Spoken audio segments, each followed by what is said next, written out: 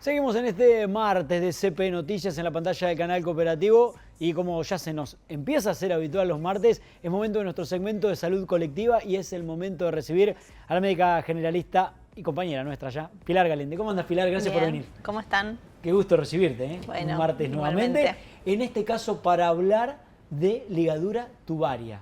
Exactamente. ¿Qué es ligadura tubaria? Bueno, vamos a cambiar un poco el tono de la columna en el día de hoy. Bueno, un poco para comentar, este año salió publicado un trabajo que justamente viene producto de una investigación que yo perseguí muchos años porque me preocupa el tema, sobre todo del acceso a este método, que le explico un poco de qué se trata, que son las ligaduras tubarias. Fue bueno, una investigación justamente para conocer qué trayectorias, qué experiencias tienen las mujeres, en mi caso trabajando en el sector público de salud, como para ver qué dificultades, con qué se encontraron para acceder a este método, que es un método anticonceptivo, ¿sí? Es un método anticonceptivo, igual que la vasectomía, que son de carácter quirúrgico y son de carácter permanente, ¿sí? Distinto a otros métodos anticonceptivos que estamos habituados, habituadas o conocemos más, como están más difundidos, como los dispositivos intrauterinos, las pastillas anticonceptivas. Estos métodos son quirúrgicos y son de carácter permanente. Este estudio en el que vos trabajaste y del que vamos a hablar un poco, del cual nos da las conclusiones para charlar acerca de esto, lo realizaste acá en Santa Rosa. Son casos concretos reales de lo que pasa en el sector de salud pública de la ciudad. Claro, son historias un poco que yo traté de reconstruir, de qué barreras sobre todo se fueron encontrando en las mujeres. En mi caso, digamos, abordé a mujeres que son usuarias del subsector público de salud. ¿Y este estudio se pudo llevar a cabo gracias al aporte del Ministerio de Salud de Nación? Claro. Digo bien. Claro, digamos, existía, porque es otra de las tantas políticas públicas que se desmantelaron en este gobierno nacional. Un área que llevó muchos años y realmente fue un aporte muy importante a la investigación en salud pública en Argentina, que se llama Área de Salud Investiga. Entonces, a través de becas de financiamiento se podía investigar con lo más valioso que digo yo, que es investigar en territorio, o sea, justamente producir información de lo que sucede en los servicios, pero también no solamente a nivel hospitalario, sino también desde los primeros niveles de atención. Entonces, bueno, un poco la propuesta de la investigación fue conocer las experiencias que tenían las mujeres, en este caso de distintos barrios de la ciudad de Santa Rosa, en el acceso a este método, ¿sí? Que es un método que ahora podemos comentar, digamos, está, digamos, garantizado por ley desde hace muchísimos años y sin embargo un poco mi preocupación, digamos, mi pregunta de investigación surgió justamente por conocer que en la práctica muchas mujeres encuentran dificultades para poder como encontrarse con su derecho. Dificultades, primero, la ley tiene vigencia de 2006, 2003. Es 2006. 2006. La ley nacional, que se llama de contracepción quirúrgica, que incluye no solo a la ligadura de trompa, sino también a la vasectomía, es el año 2006. Pero, nota al pie, La Pampa, como ha sido pionera en muchos otros derechos sexuales reproductivos, tuvo una ley previa en el año 2003, ¿sí? Gracias al activismo, hay que decirlo, de las mujeres por la solidaridad en esos momentos, se incluyó en una ley de salud que se llama Ley de Actividades de Salud, ¿sí? La ley provincial 2079, se incluyó un artículo, el artículo 17, donde se incorporó esta práctica, tanto la ligadura de trompas como la vasectomía. Y es importante señalarlo porque son leyes, digamos, que deben garantizar, ¿sí?, el acceso a estas prestaciones por parte tanto, digamos, del subsector público, o sea, del Estado, como de las obras sociales y del subsector privado de la salud, como garantía de derechos, ¿sí? Son métodos que deben ser garantizados en forma gratuita. Claro, ahora, bueno, dice, hay una ley, incluso la provincia de La Pampa tenía una ley anterior. Digo, ¿por qué, pienso rápidamente, una persona que quiera hacerse una ligadura tubaria se encontraría con alguna dificultad? ¿O qué tipo de dificultad se encuentra? Bueno, primero, como para poner un poquito en claro qué es lo que dice la ley. ¿Sí? La ley, digamos, que fue del 2006, se protocolizó en una guía, ¿sí?, para los equipos de salud, que fue creo que en el año 2008, y esa ley es bastante clara en relación a cuáles son los requisitos de acceso, ¿sí? Primero, que lo único que pide, sobre todo en el reconocimiento a la voluntad y a la autonomía de las personas, es la firma de un consentimiento informado. Como cualquier práctica de intervención quirúrgica en este caso, requerís que vos prestes tu consentimiento con información blindada por parte del equipo de salud. En su momento, cuando se sanciona la ley, repito que el año 2006, se pone la mayoría de edad como requisito. En el año 2015, ¿se acuerdan? Hubo una modificación en el Código Civil y Comercial de la Nación, ¿sí? Y en esa modificación se aclararon, se modificaron cuáles son, digamos, las edades para que los y las adolescentes puedan acceder en forma, digamos, consentida a todas las prácticas de salud. Se estableció que a partir de los 16 años, una persona ya es autónoma en todas las pautas que impliquen decisiones sobre su cuerpo, incluidos estos procedimientos, ¿sí? Entonces, ¿qué es lo que, digamos, un poco desde el estudio se ve y uno en la práctica, y seguramente si alguien me está escuchando del otro lado, muchas mujeres van a decir, a mí me pasó, que es que se empiezan, digamos, más allá de la ley, a poner requisitos, ¿no? Eso es lo que surge en los relatos, requisitos que no están en el orden, ¿sí? de lo legalmente establecido. Por ejemplo, mujeres que no han tenido paridad, ¿sí? Que no tuvieron embarazadas nunca, ¿sí? Claro. Se encuentran con respuestas en general del tipo, bueno, o sos muy joven, o no tuviste hijos, podés cambiar de opinión, ¿sí? Se encuentran a veces, digamos, sin posibilidades de acceder al derecho en el momento que lo han decidido, ¿sí? Son cuestiones que suceden dentro del consultorio, ¿no? Exactamente. O sea, cuando alguien tiene la decisión, en teoría accedió a la información, en teoría, podemos precisar acerca de eso, y cuando llega le empiezan a hacer el personal de salud, este tipo de cuestionamiento, como, che, pensaste bien, sos muy joven, todavía no tuviste, quizás podés cambiar de opinión, mira que esto no es reversible. Sí, o podés tener otra pareja más adelante. Son respuestas que surgen en los equipos de salud y que de alguna manera lo que se ve en las historias de las mujeres es que atentan a momentos de las vidas personales donde esa decisión era muy importante, porque es la decisión o de no tener hijos o de no volver a maternar, ¿sí? Es una decisión profundamente íntima que responde a momentos personales en los cuales el equipo acompaña, pero no puede definir sobre la vida de esa persona. Y bueno, a eso se suma otro tipo de, a veces, barreras. Habrá que ver qué pasa con vasectomía. Yo en ese campo no me metí, a ver qué dicen los varones con respecto a eso, pero que tienen que ver también con los turnos quirúrgicos. Eso en el sector público sucede. Digamos, tampoco yo evalué que sucede en el sector privado, pero son prácticas que a veces también demoran, y hay mujeres que están también muchos años esperando que finalmente las llamen. Hay una lista de espera en las cuales... Porque en esta práctica, en este protocolo, digo, yo tomo la decisión de hacerme una ligadura tubaria. ¿Cómo arranco? Primero, bueno, voy a un médico, le digo, mira, me quiero hacer esto, un médico ginecólogo, le digo, me quiero hacer esto, o una médica ginecóloga, me quiero hacer una ligadura, o ¿cómo sería ¿Por dónde pasos? se inicia esas trayectorias? Bueno, un poco las trayectorias inician en escenarios distintos. Obviamente que como es una práctica quirúrgica, no se hace en un centro de atención primaria, se hace a nivel hospitalario, o en una clínica sanatorio, o sea, pero el proceso en sí de asesoramiento, ¿sí? De consejería, puede suceder en diferentes escenarios. Puede ser en un consultorio con una obstétrica, con una médica generalista, como yo, donde son procesos donde uno va acompañando ese proceso de toma de decisión. Claro. Que obviamente después, claro que sí, hay que derivarlo al área de tocoginecología, o en el caso de urología, en el caso de los varones, donde finalmente se hace la práctica.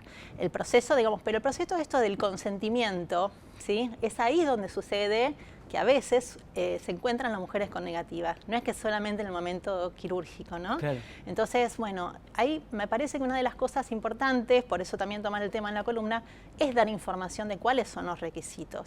Lo que debiera suceder es que una persona informada toma una decisión, firma su consentimiento, teniendo más de 16 años, y debiera acceder a esa práctica, ¿sí? Dentro de un lapso esperable. Sabemos que a veces hay cuellos de botella con los turnos quirúrgicos. Esto no es exclusivamente de las ligaduras, son cuestiones que a veces suceden con otras prácticas quirúrgicas, de cirugías programadas, etcétera. Pero bueno, es un tema a resolver, ¿no? Porque, digamos, ¿qué es lo que sucede cuando te dicen que no? Claro. ¿Qué es lo que sucede cuando te dicen que no? Primero que a veces hay métodos anticonceptivos reversibles que fallan, ¿sí? A veces hay mujeres que se enfrentaron a embarazos no deseados, a maternidades no deseadas, a procesos de abortos que obviamente tienen impacto en la salud integral. No es solamente la salud física de atravesar todo este tipo de cuestiones, sino también hay un impacto obviamente en la salud emocional y psíquica, porque muchas de ellas dicen, es como que yo no hubiera pasado esto si a mí me hubieran ligado cuando yo lo pedí. Ese relato se repite, y me parece que es una de las cosas que es para prestar atención, y también para que las mujeres sepamos, estemos más informadas, un poquito más, digamos, como en posibilidades en ese espacio de consultorio, ¿sí? Ejercer nuestro derecho. Entonces, para eso también hay que estar asesoradas. Un poco lo que también en el trabajo surge es que hay poca información visible, en general, digo, en los espacios públicos de salud, pero digamos esa información que debe circular en otros campos, qué sé yo, digo, escuelas, incluyendo, digo, pensando en la ESI, digamos, espacios de deportes, o digamos, en general, tener más acceso a esta información para que también las personas sepamos que si un profesional te dice, mira, no, sos muy joven o apenas tenés un hijo, no te voy a hacer la ligadura, vos puedas de alguna manera responder a eso conociendo tus derechos.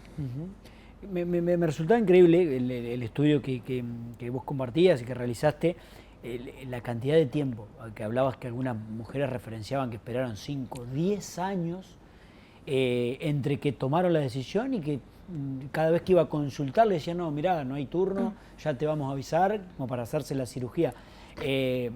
No termino de comprender, o quizá puede ser un elemento que se sume a esto, cuánto tiene que ver una sociedad que en algún punto todavía no termina de darle a la mujer y a su decisión el lugar que merece. ¿Vos sí. lo ves eso también? ¿Lo entendés ahí? Yo lo analizo también en ese sentido, digamos, un poco de pensar en términos de hipótesis, ¿no? De qué manera las miradas como heteronormativas, ¿no?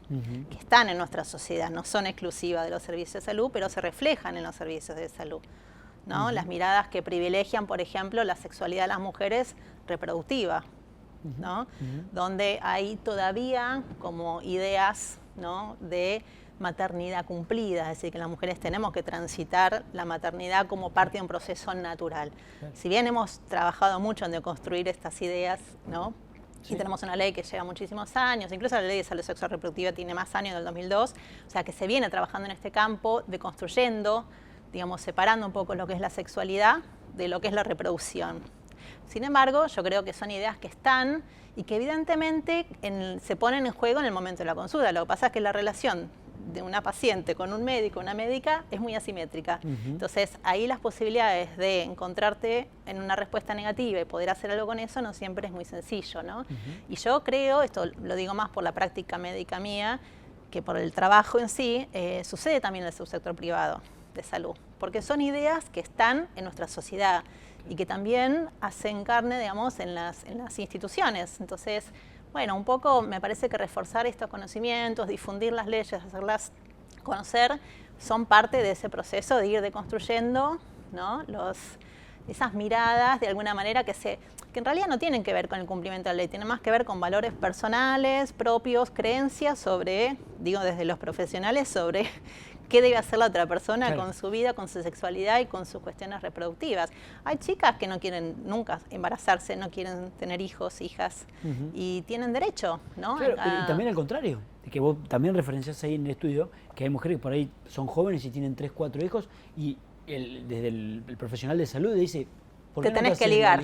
Exacto. Claro. Bueno, eso también está bueno, ese ejemplo que traes, porque de alguna manera también da cuenta de ese poder médico. Claro. Es decir, mujeres, por ejemplo, que una de las cosas que surge es que mujeres que por ahí tuvieron ya muchos hijos, muchos embarazos, que tienen más riesgo o tienen alguna enfermedad vinculada al embarazo, ya el profesional mismo le plantea, te tenés que ligar. Entonces, mi hipótesis es un poco que responde, ¿sí? Más allá de que son dos escenas diferentes, a la mujer que se le dice que no, a la mujer que se le dice te tenés que ligar, donde finalmente la decisión pasa a veces más por el profesional que por las propias mujeres a tomar esa decisión. Entonces, bueno, son cosas que de alguna manera me parece que se van desarmando esto en el proceso de la información y de la toma de conciencia y también de hacerse parte como ciudadanas de ejercer esos derechos, ¿no?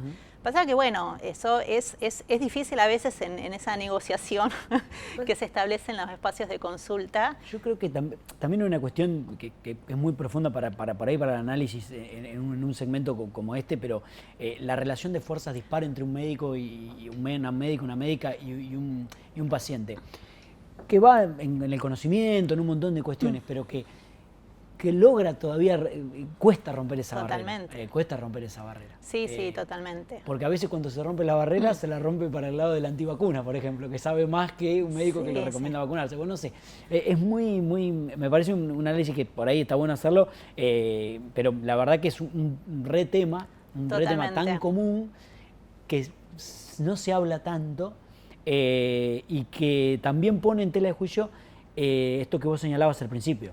la necesidad de que se hagan este tipo de estudios. Porque uno puede decir, sí, yo trabajo en consultorio, veo todo este tipo de realidades, pero alguien que puede tomarse Exacto. el trabajo de charlar con la vecina, con el vecino, de preguntarle acerca de estas cuestiones y de tener un análisis, un panorama un poco más general. Sí, de generar una evidencia de que esto está sucediendo, ¿no? Total. De alguna manera. Sería interesante, ahí ya dijo como un capítulo abierto, Sí. en esto de pensar lo heteronormativo, en la sexualidad de las mujeres, ver qué pasa con las vasectomías, Ujú, ¿sí? Porque en realidad la normativa es igual para las ligaduras que para las vasectomías, sin embargo hay muchas menos vasectomías que pedidos de ligadura. Y habría que ver un poco qué sucede en ese campo también. De paso informamos a los varones que estén escuchando que se pueden hacer la vasectomía si no quieren tener hijos o no quieren tener más hijos y están bajo los mismos requisitos legales, ¿no? Pero bueno, sería interesante conocer también qué respuestas se encuentran los varones frente a esas decisiones, si hay diferencias en relación también a las mujeres, ¿no? Porque muchas de estas miradas heteronormadas van sobre la sexualidad de las mujeres más que, ¿no?, sobre los procesos de decisión de los varones, donde en general hay más aceptación, eso es por lo menos mi impresión, en relación a lo que ellos puedan, ¿no?, tomar como decisiones en cuanto a su vida, su cuerpo, etcétera, ¿no?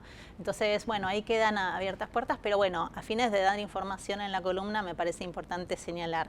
Tenemos una ley, es una ley nacional que lleva muchos años, que garantiza en forma gratuita, debería garantizarse en forma gratuita, que las personas puedan acceder, ¿sí?, a este derecho, tanto en la ligadura de trompas como en la vasectomía, tanto en el servicio público como privado de salud. ¿Se puede acceder al trabajo, Pilar? ¿Está disponible para que aquella que quiera y que le interese lo puede Sí, claro, el visitar? trabajo sí está publicado en la revista Salud Colectiva. Bien. Es una revista que tiene justamente el nombre de la columna. Sí. No, pero bueno, es una revista que justamente busca indagar sobre las miradas más sociales, sobre los procesos de salud y la atención en salud, así que, bueno, si les interesa profundizar en el tema, lo pueden buscar. Por supuesto, queda abierto a aquellas que les interese. Un lujazo, en serio, un lujazo, un temazo el que has traído hoy. Gracias Para por venir. seguirlo. No, Como bueno, siempre. gracias a vos. Pilar Galende, médica generalista, charlando con nosotros en su columna de Salud Colectiva. La vamos a tener todos los martes, esperemos. Nos vemos en un ratito, volvemos a la pausa, nada más, ya venimos.